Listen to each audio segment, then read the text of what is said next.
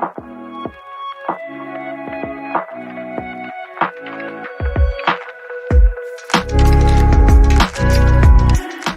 and welcome. I'm Eric Nentrup with the EdSafe Artificial Intelligence Alliance. A core piece of the ESAA's work centers around the SAFE Benchmarks framework, and today we're focused on the first letter of the acronym and the most obvious one, which is safety.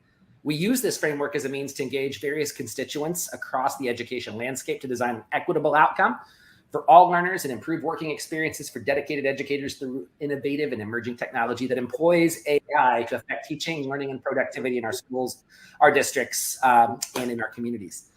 Joining me today are two very special guests. First and foremost, I am joined by John Medin, Vice President of Learning Sciences and Innovation for Renaissance Learning, and once again from the Alliance co-founder and my teammate, Jim Larimore of RID Labs. Welcome, John and Jim. Thank you so much for joining us today. Well, thanks, Eric. Thank you very much.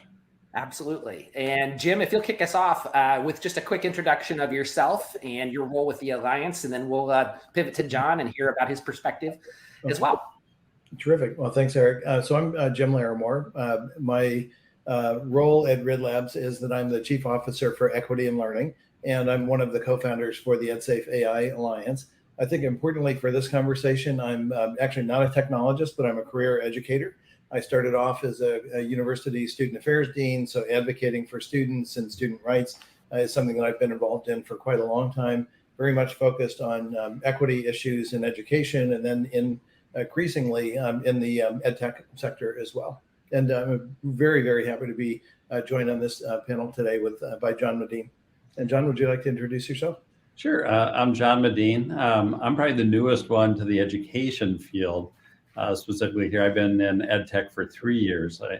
I spent my first 28 years over at Thomson Reuters working in legal, tax, and accounting, risk, doing things in predictive modeling and monitoring some of the same issues that we have. You know, we want fairness and equity in the legal system, and a lot about how you design things and build things can play into whether those situations arise for the end clients and the people that have to depend on the legal system. So I'm happy to be here. Well, I think it's really important to have a legal expert weigh in and share with the audience their perspective on a topic specific as safety, but overall, like what some of the other legal implications might be when we consider technology that's infusing every facet of our lives, and whether that's professional or personal. I'm sure, John, that there's plenty that you can share, while both Jim and myself, being on the education side of the fence, can talk about what it's like to have watched ed tech evolve and provide different opportunities. So let's just start with a definition of safety. When you guys think about safety applied to ed tech in general or AI specifically, what are some of the key topics that come to mind first and foremost as it relates to safety? And Jim, if you want to kick us off there, knowing good and well that you've been in this vein of thinking for quite some time, tell us your definition of safety applied to this topic. Okay, oh, sure. Yeah, actually, I'll share kind of how some of our thinking evolved as we were in conversations across a pretty diverse network of people that led up to the creation of the Alliance and our kind of joining forces, to work together as thought partners, and then to start establishing some common definitions, leading to ultimately, we hope, to some standards that we can all try to follow. We started off, I think, with some very basic things. We were concerned about data security and student privacy, or kind of privacy, individual privacy rights. Generally, we thought about the types of data that are in fact available that might or might not be wise to use in AI algorithms when you're taking a look at different ways that you might improve the student engagement or student learning process. There was a point in the conversation where one of our initial members said that ultimately we needed something like physicians have, right, and declaring a commitment to do no harm, and then to take a look at how safety applies within that sort of ethical rubric. But John, as a practitioner in the field at one of the leading ed tech or learning systems companies out there, I'm curious about how you think about safety when you think about AI in education. Yeah, so my team at Renaissance leads up our AI investigations, and very soon after I started, I have a wonderful team of of folks at multiple disciplines coming to this, we wrote out an AI pledge, and that then is available and directs all of the different approaches that we take with students. You just think, there's many aspects of life that are important, but education is at the heart of what someone's going to be able to do often with their life. It's a gating factor, right? So when we take a look, we're sitting there thinking, that's all services, tools, and products have to work to the benefit of the student that's consuming it. And those tools that are built can't be built because they fit somebody else. They have to be built to fit the specific student, because students might learn in slightly different ways. So when I think safety, those are the kind of things that come to my mind. And Renaissance was very receptive to that whole modeling. It was kind of a discipline that we had over at Thomson Reuters. And so when I came over, it was kind of an easy way to work in and had background. But that's how I think about it. And we put a lot of importance. As a matter of fact, we actually formed a governance board called Innovation by Design, where all new products advancements have to go in through a committee that evaluates it for security, it evaluates it for bias and privacy, and a number of other factors, all the way out to accessibility, to make sure that our products can be used by all the students. That's how I think about it. I think that's a great segue to my next question, which is whether it's coming up with and signing a pledge internally, whether you share that publicly or not, that you've taken a specific pledge to keep AI safe in your roadmap for your products. What are some other measures besides a pledge that organizations, whether it's the Alliance or other ed tech companies, could take to ensure the widest margin of appropriate safety that doesn't stifle innovation? What are things that companies can do, or organizations in the learning space can implement? And whether that's, Jim, if you want to take a first stab at that, give John a second, that'd be great. Sure. Well, I think to pull back a little bit on that particular question, Eric, I think that there are some things around transparency. So it's wonderful. I think John's company and his own personal leadership on this is really kind of exemplary, but being able to then talk about that publicly, right? To let other companies know how you're approaching it, to hear how they're approaching it, I think is one way that as a field, we can really make sure that we're approaching things in a similar enough way, or that if there's a disagreement, that we have a chance to air that out, right? And learn from each other. So I think that, transparency is a big element of this. Another, I think, is really try to understand, as John was also mentioning, accessibility being an important element of what they take into account. So to make sure that things either work for all students, or that we know which students things work for, either better or best, and we know which other accommodations or changes we may need to work on. I think that is another kind of area where safety and fairness kind of roll up together as we think about how technology advances. I think that there are, by extension, some ideas that are starting to surface in internal discussions within some of the Alliance working groups about whether we need to have a confidential forum where people can talk about what failed, right? What didn't work, and what do we learn from those failures that we then need to be able to improve on, or potentially make public, right? Which I think is sometimes a step that can lead to a greater sense of trust, right? And in terms of the candor and honesty that goes on there, because we're pretty far along on some things. We're still in the pretty early days for some other things, and technology is only as good as the people that are involved in the design process and development process. And then ultimately, we really need to make sure that we have very robust feedback loops right through the practitioners and students who are going to be coming into contact with the things that we create. So it was no surprise that Jim helped found EdSafe.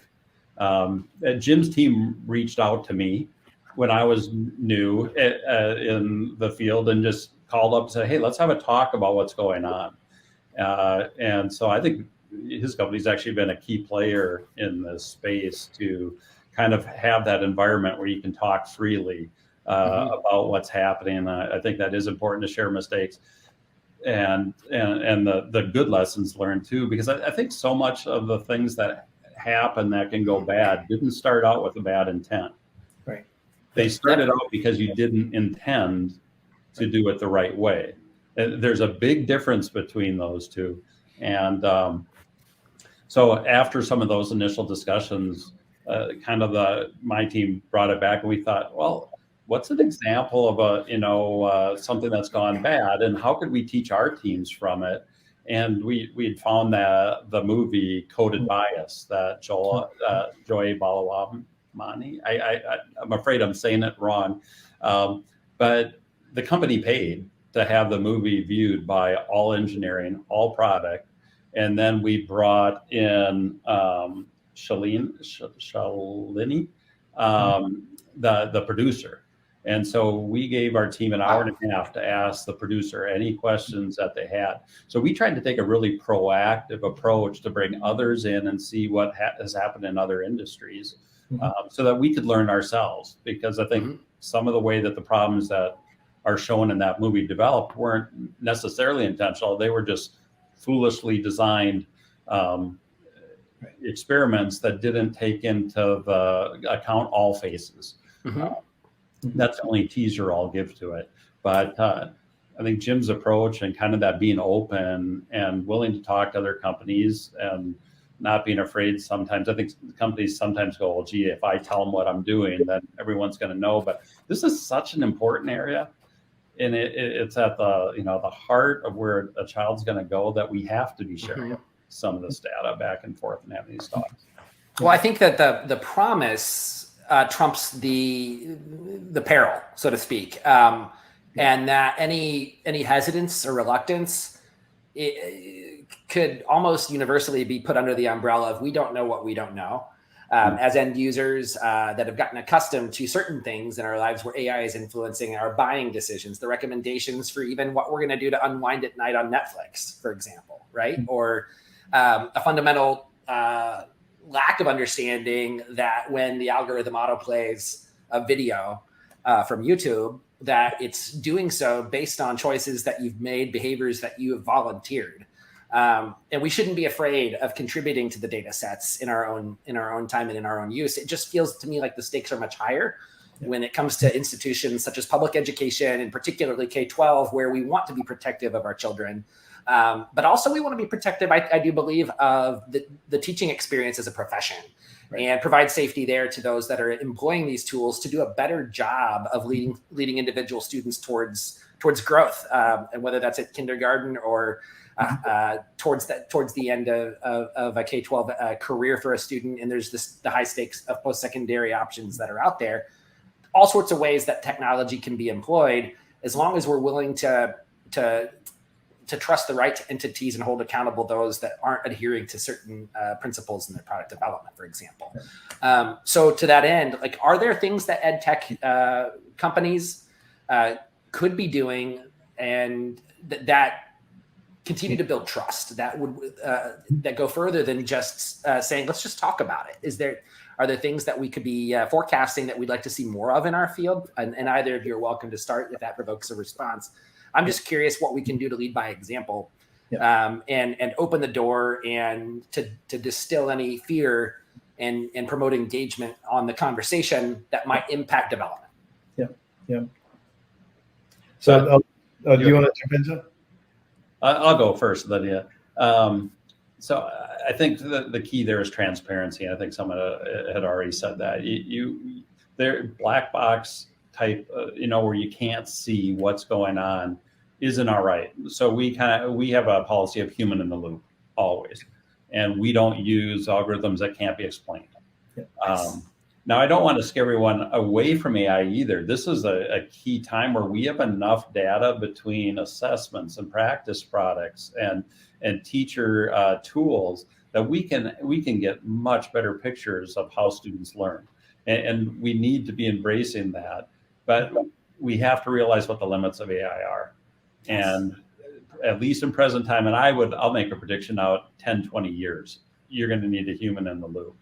So we use it in things where we can improve our content editors' lives, where we can get a better picture of a child that's then reviewed. You think of some of the things like in speech. We can use it to have a teacher compare what they thought versus what the AI thought. And that actually can bring truth to both sides, because everyone likes to think that they're not biased, but it might be that Johnny's your little friend down the street and Sally's not quite, so you cut him a lot of breaks and not her. Well, that AI applied to that situation is going to say the phonemic awareness of that child is the same, both. So it can be that good balancing tool. I'll turn it over to Jim. What were your thoughts? Well, I'll just kind of build on where you were going, John, because I think that's exactly right. And I think AI, which is basically sort of a pattern recognition formula that does very fast math, it can be very good at routine things, right? Or recognizing patterns. But I think humans are kind of wonderfully diverse. They can appear the same, but there may be something different going on behind the scenes, or they can appear the same with very different things going on behind the scenes, right? And so I think that the human in the loop approach, I think, allows us to use AI more as augmentative intelligence rather than as a substitute. What we're seeing already is that you may have an early reading program that does a very good diagnostic job of picking out kids who have learning challenges associated with reading, where they are getting frustrated, where the teacher might even be getting frustrated with them. But when you understand that it's actually a difference in the way that child is learning or where they are at that particular moment, then hopefully AI can be kind of a patient tool operating in the background to help a teacher catch his or her breath and then really focus on the individual needs of that child. My older son has ADHD, and I've learned it's a misnamed condition, and that he does not have at all a deficit of attention. He has an overabundance of attention, and the executive function challenge to figure out how to channel it, how to manage it. I've had conversations year after year after year with teachers that he was encountering as he progressed from kindergarten through 12th grade to explain that, because not enough teachers are trained specifically around ADHD. And what we explained to them is that when you see Tony doodling in the corners of his notebook, what do you think is going on there? Most of the time, teachers think he's distracted, he's bored, he's whatever. I said, well, and often as he got older, had him in the room. I said, well, Tony, could you explain how your brain works and what you're doing? And he said, when I doodle, I'm able to listen more carefully. Like this channel of my brain is locked in so that I can listen more carefully. And then you see the light bulbs go off for teachers, right? AI, I think, properly instrumented or embedded into different learning systems can give those kind of cues and prompts to teachers in real time. And teachers are smart people who love kids, by and large, right? So I think we can help improve education by helping to better support teachers and using AI in a differentiated way as well. I think which is at the heart of personalized learning, while at the same time producing an overall or more general, beneficial experience too. I love that, John. We got time for one more response. If something that Jim said provoked a story from your own time as a father, or from the students that you get to observe vicariously in your profession. And maybe wrap us up with a tale of like forecasting where you see things can be going too, much like Jim just did. Sure. Well, first of all, Jim, I appreciate what you were just saying, because my wife's a special ed teacher, and I get a lot of the feedback of, if I could only have, this teacher understand that this is how the child does it, it can kind of eliminate a whole lot of frustration. And something that you said made me trigger back to one of my bosses when we were kind of in my past life, we're approaching AI. He just said, just remember, computers don't have hangover Mondays. So he was right. he was talking about the balance, how they can work together. And when you put them together, we are going to be able to go so much farther than we ever have in the past. Yeah. When we start mixing all these data sources together, assuming that it's done the right way with the right amount of look and outsiders that are all kind of going and giving their views on how this fits together, we're going to be able to get a much better picture of this Right. type of student learns like this, and this student group might learn like this, and we'll be able to see that in the data. And that's what becomes exciting. It's like, how long does it take the child to answer a question? Right. If they're guessing, the recommendation you give to a teacher is very different than if the child was in a productive struggle. Right. And there are things like guessing algorithms and things like that can bring light and help us see those things, because that will change how teachers approach that situation. But that's kind of hard to see on a one-on-one scenario, and especially a teacher sees what they're interacting with today. What they don't necessarily see is, how did what I do today affect that child that's out 3 years? And we're starting to get into the ability where we'll be able to do that, and thus give that feedback back to the teacher. Oh, well said, both of you, and a great way to wrap up this short conversation. And I know we're just getting started, but want to thank both of you for taking time today in this. What you've done has helped me as a former classroom teacher understand that safety in AI is no different than safety in the classroom, which is all about creating a space where learners do feel safe, and the teachers themselves do too, in engaging these tools and moving forward with learning. So John of Renaissance Learning and Jim of RID Labs and co-founder of the Alliance, guys, thank you so much for taking time today to approach this subject of safety. It really means a lot. Thanks for pulling us together. Absolutely. Well, everyone, that does it for this episode.